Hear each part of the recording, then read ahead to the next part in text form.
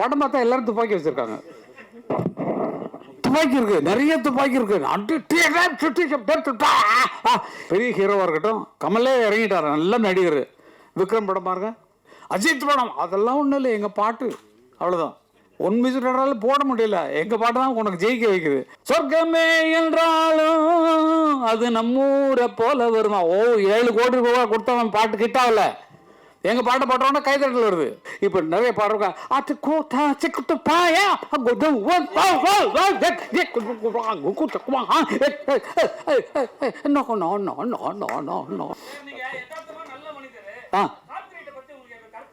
Copyright correct sir, correct sir. ஏன்னா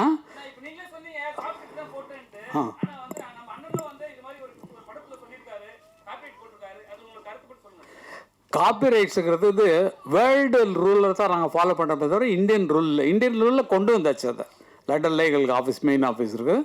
உலகம் ஃபுல்லாக என்ன ஒருன்னா, மைக்கேல் ஜாக்சன் அவர் மியூசிக் பண்ணி அவர் பாட்டு எழுதி அவர் நடிக்கிறார் இல்லைங்களா, அவர் கொண்டு வந்த திட்டம் தான் கொண்டு வந்தது. அது எல்லாருக்கும் அப்படி பரவிடுச்சு. காரணம் என்னென்னா, நம்மளுடைய படைப்பு. இப்போ வந்து கதாசிரியருக்கு கதையில் உரிமை உண்டு, எத்தனை லாங்குவேஜ் மாற்றினாலும் அவங்களுக்கு உரிமை உண்டு. பாட்டுக்கும் அவங்களுக்கு சம்மந்தம் இல்லை. ஏன்னா தனி கிரியேஷன், தனி உங்கள் பாட்டை படத்துக்கு ஒட்டாமல் ஒரு மியூசிக் டைரக்டர் போட்டு நீங்கள் வந்து அவங்கள்ட்ட பாட்டு வாங்குறீங்க. உங்கள் படத்துக்கே போட்ட ஸ்பெஷல் சாங்கு, அதுக்கு பாட்டு எழுதுனது ஒருத்தர், அவருக்கு 2 பேர் தான் க்ரியேட் பண்ணுறவங்க. அதுக்கப்புறம் தான் அடுத்த கூலிக்காரங்களாக வர்றது பிளேபேக் சிங்கர்ஸ் வருவாங்க. அவங்களுக்கு பணம் கொடுக்குறோம், அவங்க வந்து பாடுறாங்க. முதல்ல இருந்த எங்களுக்கு சரஸ்வதி ஸ்டோர்ஸில் உள்ள கான்ட்ராக்ட் இருந்தோம், எங்களுக்கு தெரியாது. அவங்க வந்து பூஜை அன்னைக்கு வந்து ஒரு 10,000 ரூபா அட்வான்ஸ் கொடுப்பாங்க. இன்னைக்கு வரைக்கும் தெரியாது. எங்கள் அன்னக்கிளி படம் அவ்வளவு சேலாக இருக்குது, பத்திரகாளியெல்லாம் அவ்வளவு சேலாக இருக்குது. அந்த ரெக்கார்டுக்கு 1 பைசா எங்களுக்கு வரல. அதுக்கப்புறம் தான் அண்ணா என்ன பண்ணாங்கன்னா, ஃபஸ்ட்டு கான்ட்ராக்ட் போடும்போது மியூசிக் கான்ட்ராக்டை அவர் வாங்கிடுவார். தட் இஸ், பணத்தை எவ்வளோ நாள் கம்மி பண்ணிக்கோ, எனக்கு இந்த மியூசிக் ரைட்ஸ் எங்கிட்ட தான் இருக்கும் லைஃப் லாங். ஏன்னா எங்கள் அண்ணனோட லைப்ரரியில் அது வந்துடும், என்னோடய பாட்டுகள் எல்லாமே அது வந்துடும். அப்போது ஒரு தரம் கச்சேரியில் நான் சொல்லி திட்டினதுக்கப்புறம் தான் கச்சேரி ஆட்களை ஃப்ரீயாக பாட சொன்னார். பாலுவை திட்டம் இல்லையா, அதுக்கு நான் சத்தம் போட்டேன். அவர் உனக்கு தேவையா நான் ஆய்வுன்னு கத்தினேன். அதில் கொஞ்சம் சண்டையெல்லாம் வந்துச்சு. அதுக்கப்புறம் ஸ்டேஜில் பாடுறவங்களுக்கு ஒன்றும் கிடையாது, நீங்கள் ராயல்ட்டி கட்ட தேவையில்லை.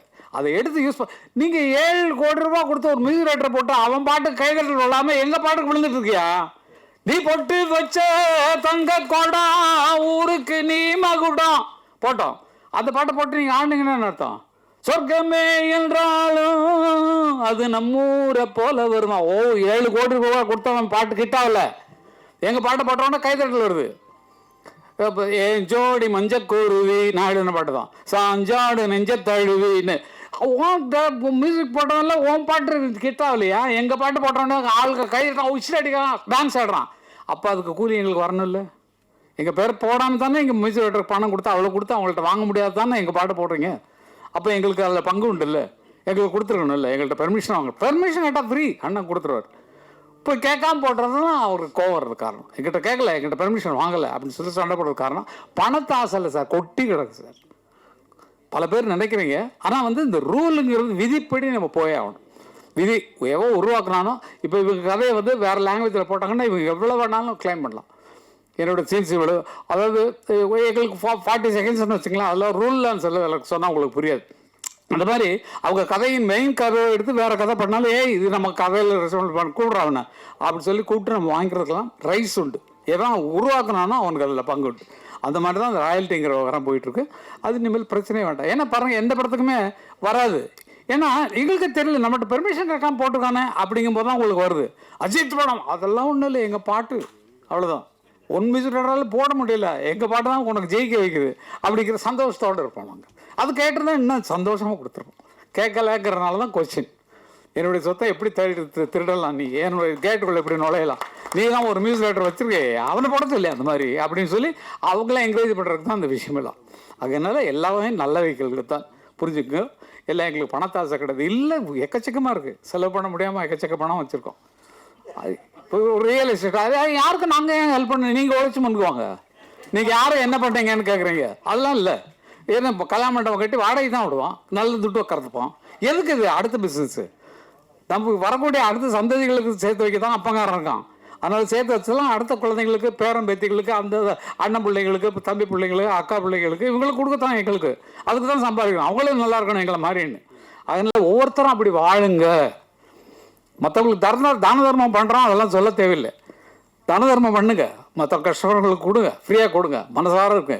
ஆனால் நீங்கள் சம்பாதிக்கிறது உங்கள் குழந்தைகள் பின்னால் வர்றவங்க கஷ்டப்படக்கூடாதுங்கிறதுக்காக சேர்த்து வைங்க. இதுதான் எனக்கு நாங்கள் சம்பாதிச்சதை நாங்கள் இப்போ என்ன பண்ணிகிட்டு இருக்கோமோ அதை உங்களுக்கு சொல்கிறோம். நீங்கள் அதே மாதிரி இருங்க, சந்தோஷமாக இருங்க. இன்றைக்கி நல்லா இருக்கிறீங்க, நாளைக்கு நல்லா இருக்க போகிறீங்க. இனிமேல் வருங்காலத்தில் இன்னும் உயர்ந்து உயர்ந்து நீங்கள் வாழ்வீங்க. உங்கள் எண்ணத்தை ஸ்திரப்படுத்துங்க.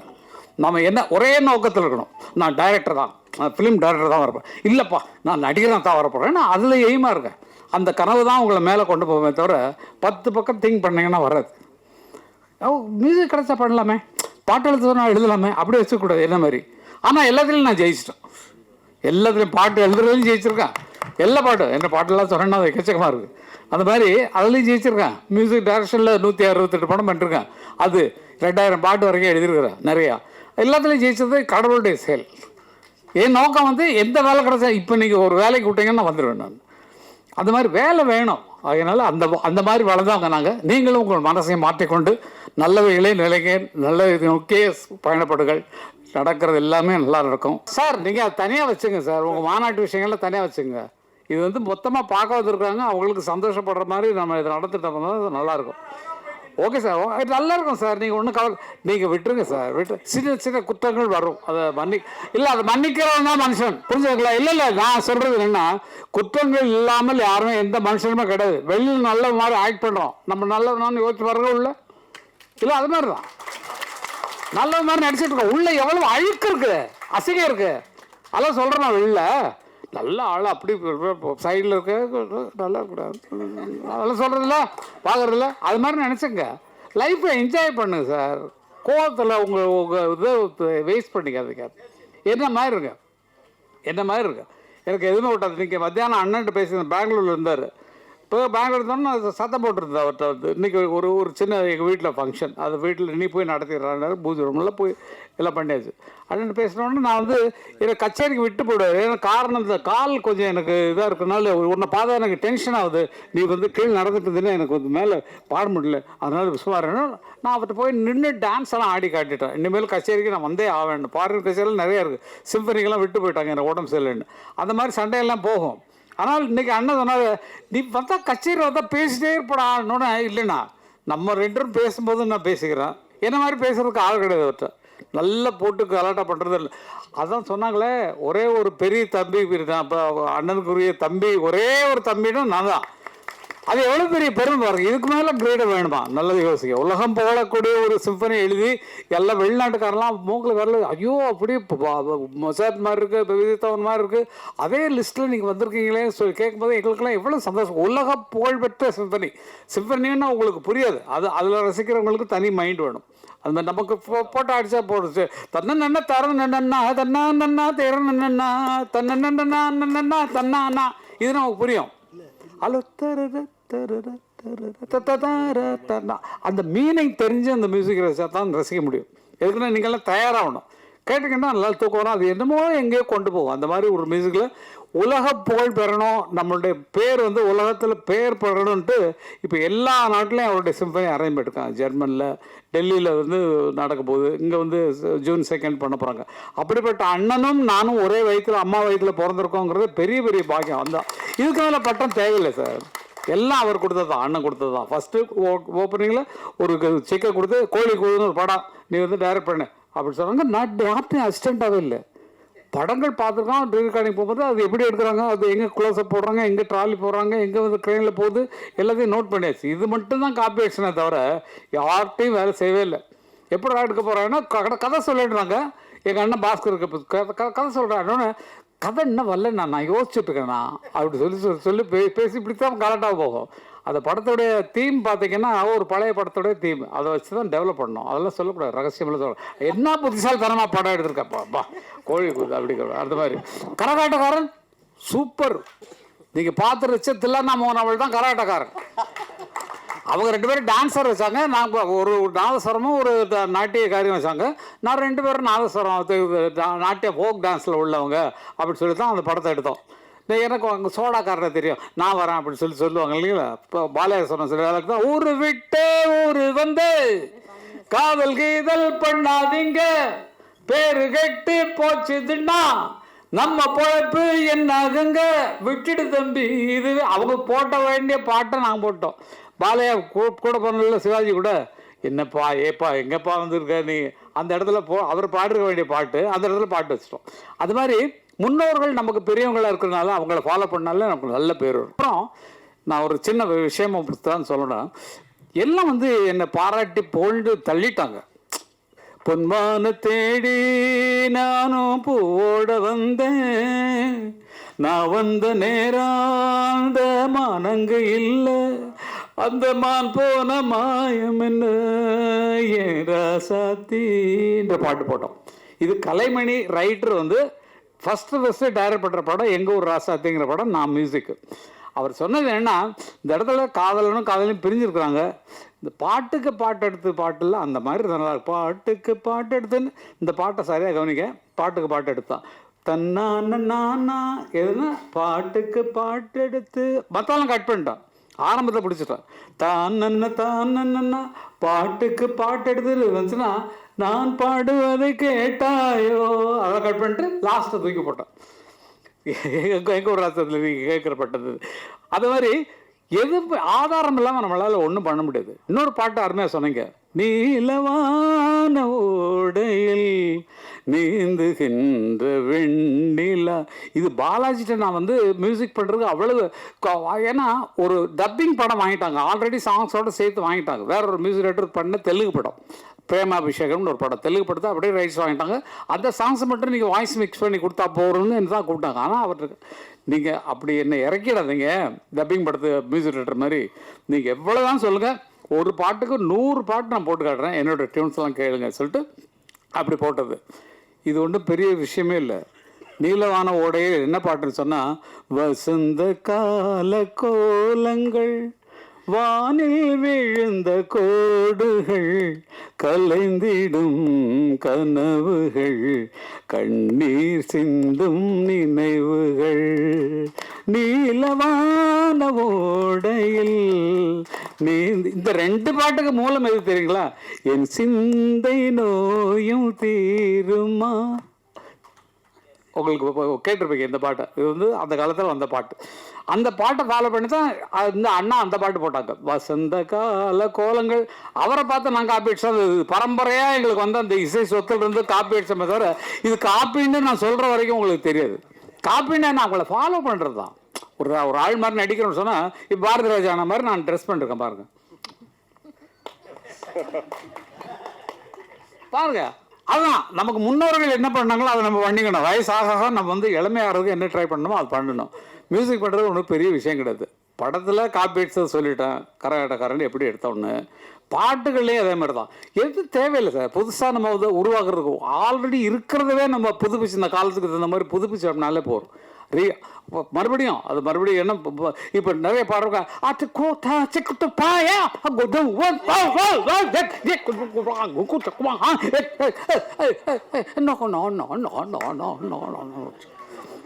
நீங்க நல்லா நினைச்சு பாருங்க, இருந்த கற்பை கெடுத்திருக்கமா காப்பாத்திருக்கமான்னு யோசிச்சு பாருங்க.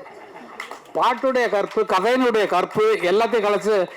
நான் தயவுசெய்து தப்பா சொல்றேன்னு நினைக்காதீங்க. படம் பார்த்தா எல்லாரும் துப்பாக்கி வச்சிருக்காங்க. துப்பாக்கி இருக்கு, நிறைய துப்பாக்கி இருக்கு. எங்க நான் படம் ஃபுல்லாக பார்த்தா தான் என்னால் சொல்ல முடியும். காரணம் என்னன்னா, நல்லா இருக்கு, நல்ல ஒரு புதிய குழு உருவாக்கியிருக்கீங்க. கதையெல்லாம் பார்க்குறோம். கதையெல்லாம் பார்த்தா இப்போ வர்ற கலாச்சாரங்கள் எல்லாமே வன்முறைகளை முன்னால் வச்சு வருது. நீங்கள் அதெல்லாம் நல்லா கவனிக்கணும். பெரிய ஹீரோவாக இருக்கட்டும், கமலே இறங்கிட்டார், நல்ல நடிகர். விக்ரம் படம் பாருங்க, எத்தனை ஃபைட்டு, துப்பாக்கி எவ்வளவு துப்பாக்கி வெரைட்டியாக காட்டுறாரு. எந்த வருஷத்து துப்பாக்கி, இந்த வருஷத்து துப்பாக்கி, இனி வரப்போகிற அட்வான்ஸ் துப்பாக்கின்னு இந்த கல்ச்சருக்கு தகுந்த மாதிரி மாறிட்டார் கமலஹாசன். அப்போது ஜனங்கள்கிட்ட நல்ல கதையை கொண்டு போய் சேர்க்கறதுக்கும் நல்ல நடிப்புக்கான கதைகள் தேர்ந்தெடுப்பதுக்கும் குறைஞ்சி போச்சு. அதுதான் நல்ல யோசிச்சு பாருங்க. சின்ன கவுண்டரில் என்ன அருமையான பாடங்கள், இப்போ பேரரசு எடுத்த படங்கள்ல என்ன அவ்வளோ அருமையான படங்கள். கதையின் நோக்கம் அதை சரியாக ஜனங்கள் கொண்டு போய், ஐயோ நம்ம லைஃப்பில் நடந்தது அப்படி காட்டுறாங்களே, நம்ம ஊரில் 10 பெரிய மனுஷங்க வர்றாரு, ஐயோ ஐயா அப்படிங்கிற மாதிரி நமக்குள்ள அந்த உணர்வு வரக்கூடிய கதைகளை நம்ம உருவாக்குறதுக்கு ட்ரை பண்ணணும். நம்ம வாழ்வியலில் நிறைய கதைகள் இருக்குது, எக்கச்சக்க. நம்ம குடும்பத்தை நினைச்சு பாருங்களேன். நம்ம குடும்பத்தில் நம்ம ஒரு என்னென்ன கஷ்டப்படுறோம், எப்படி பண்ணுறோம், வெளியில் எப்படி நம்ம பந்தாவாக நடந்துக்கிறோம், இதே ஒரு கதை, அருமையான கதை. எவ்வளோ துக்கங்கள் துயரங்கள் இருக்கலாம். அந்த மாதிரி கதைகளை தேர்ந்தெடுப்பதில் இவங்களுக்கு ஒரு அறிவுரை மாதிரி தான் நான் சொல்கிறேன். அது என்னென்னா, நிறைய பேர் வச்சுட்டு தவிச்சிட்டு இருக்கிறாங்க. எங்களுக்கு ப்ரொடியூசர் கிடைப்பாங்களான்னு தவம் இருக்கிறாங்க. அப்படிப்பட்டவர்களே நீங்கள் கண்டிப்பாக நீங்கள் சேர வேண்டியது. இப்போ நீங்கள் வந்து டைரக்ட் பண்ணிருக்கீங்க, நீங்கள் இந்த டைரக்டர்ஸ் யூனியனில் மெம்பர் ஆனீங்களா? நான் கில்ட்டில் இருக்கேன் சார். இல்லை சொல்லுங்க. இதில் சார் வெங்கடையில் இல்லை சாரோட கண்டிஷன் போட்டுட்டாரு. இல்லை டெஃபினட்டாக மியூசிக் டைரக்டராக இருந்தால் எங்கள் மியூசிக் யூனியனில் இருக்கணும். ஒரு பாயா ஒர்க் பண்ணுற பாயாக இருந்தால் கூட அவர் யூனியனில் சேரணும். யூனியன் பாயை கரெக்டாக பிரித்து அருமையாக வச்சுருக்காங்க. டைரக்டர்ஸ் யூனியனில் தான் டைரக்ட் பண்ண முடியும். இல்லாட்டா வந்து ஏய் ஷூட்டிங் பேக்கப் பண்ண நிறுத்து யாரை கைட்டியாக இருந்துக்கிட்டு இருக்க அப்படின்னு சொல்லி இப்போ பேசுகிற ஆட்களுக்கெல்லாம் பயங்கர பார்க்குறதுக்கு சாஃப்டாக இருக்காங்க சார். அவங்க பண்ணுற பிடிச்சாங்கன்னா அவ்வளோதான் அந்த மாதிரி ஆட்கள். அதே மாதிரி என்ன ரூல் இருக்கோ அதை நம்ம ஃபாலோ பண்ணால் நல்லாயிருக்கும். என்னுடைய வேண்டுதல் என்னென்னா, இவ்வளோ பெரிய ஐடியாவோடு நீங்கள் பண்ணிட்டு இருக்கிறீங்க, நல்ல கதைகளை வச்சுட்டு எனக்கு ஒரு சான்ஸ் கிடைக்காதா, கிடைச்சா பிச்சிலாயா அப்படின்னு சொல்லி நினைக்கக்கூடியவர்கள் நிறைய பேர் இருக்கிறாங்க. அவங்கள யூஸ் பண்ணி நீங்கள் படத்தை ஆரம்பிங்க, அதில் காசு சேர்த்துக்குங்க. அதுக்கப்புறம் நீங்கள் வெளியே, ஏன்னா உங்கள் பாட்டே வந்தது விட்பா விட மாட்டோம்னு இருந்தது ஃபர்ஸ்ட் வேர்டு. இது வேற எவனா சொன்னால் உங்களுக்கு எப்படி இருக்கும்? உங்களை பார்த்து விட்பா விட மாட்டோம் என்ன இப்படி? அப்போது அந்த மாதிரி வார்த்தைகள் நான் ஃப்ராங்காக பேசுகிறேன். ஏன்னா வந்து அரைச்சொல்லுன்னு நம்ம சொல்லுவோம். இது மாற்றிக்கிறதுக்கு ஒன்றும் ப்ராப்ளம் இல்லை. விட மாட்டோம்னு மற்றவன், ஏன்னா தியேட்டர் கிடைக்கிறது கஷ்டம், ரிலீஸ் பண்ண விட மாட்டேங்கிறாங்க. இடம் கேப்பு கிடச்சா வந்தால் ஒரு வாரம் ஃப்ரீயாக இருக்குது, அதில் வேணால் போட்டுக்கோ அப்படின்னு சொன்னால் படம் எங்கே வெற்றி பெறாது. அதனால் அப்படி சொல்கிறதுக்கெல்லாம் ஆட்கள் நிறையா இருக்கிறாங்க. பாசிட்டிவ் திங்காக இருக்கணும், டோட்டலாக வந்து நெகட்டிவ் திங்கை பண்ணக்கூடாது. அது மாதிரி அதே மாதிரி வன்முறைகளை தூக்கி கொண்டு கதையாக்குவது குறையணும். நம்ம வாழ்வியல் சொல்லக்கூடிய கதைகளாக எடுத்திங்கன்னா ரொம்ப நல்லாயிருக்கும்னு நினைக்கிறேன். இசைக்கு முக்கியத்துவம் கொடுத்தீங்கன்னா உங்களுக்கெல்லாம் ஃப்ரீயாக வந்து இளையராஜா பண்ணி வைக்கிட்டு என்னுடைய பொறுப்பு. நிஜமாக சொல்கிறேன், நல்ல கதையை கொண்டாங்க, அருமையான கதையை கொண்டாங்க. அவர் காசு வாங்கல, அண்ணா இது ரிவ்யூ காரியம் பண்ணி கொடுத்துருந்தேன், ஒரு சாங் தான் பண்ணி கொடுத்துருந்தேன் சொல்லி நான் வந்து என்னால் பண்ண முடியும். அதுக்கு தான் சொல்கிறேன். ஏன்னா வந்து அதுக்கான கதைகள் அவர் இல்லை கேளுங்க, அவர் கதையை கட்டுறோன்னா இதுக்கெல்லாம் நமக்கு நீங்கள் வேறு யாராவது பண்ணிங்கன்னு சொன்னால் அவர் அப்படிப்பட்ட ஆள். கதையை கேட்டார்னா அவருக்கு பிடிக்கணும் மனசில், நல்லா இருக்க இது எடுத்துருவீங்களா, நீங்கள் யார்கிட்ட அசிஸ்டண்ட்டாக ஒர்க் பண்ணீங்க, இதெல்லாம் கேட்பார். எப்படி ஒர்க் பண்ணீங்க, எப்படி இதை எடுப்பீங்க, இவ்வளோ ஸ்ட்ராங்கான கதை சொல்கிறீங்களே, இல்லை நான் எடுத்த படத்தை போட்டு பாருங்கன்னா உங்கள் படத்தை பார்த்தாருன்னா என்ன இப்படி படம் எடுத்து வச்சுருக்கேன், போய் இந்த கதையை என்ன பண்ண போகிறானோன்ற பயத்தில் போடக்கூடாத சூழ்நிலைகள் அவருக்கு வரலாம். அதனால் நல்ல கலைஞர்களை செலக்ட் பண்ணுங்கள், நல்லா கொண்டு வாங்க. உங்களுக்கு உதவுறதுக்கு நாங்கள்லாம் இருக்கோம், நாங்கள்லாம் மொத்தமாக இருக்கோம்.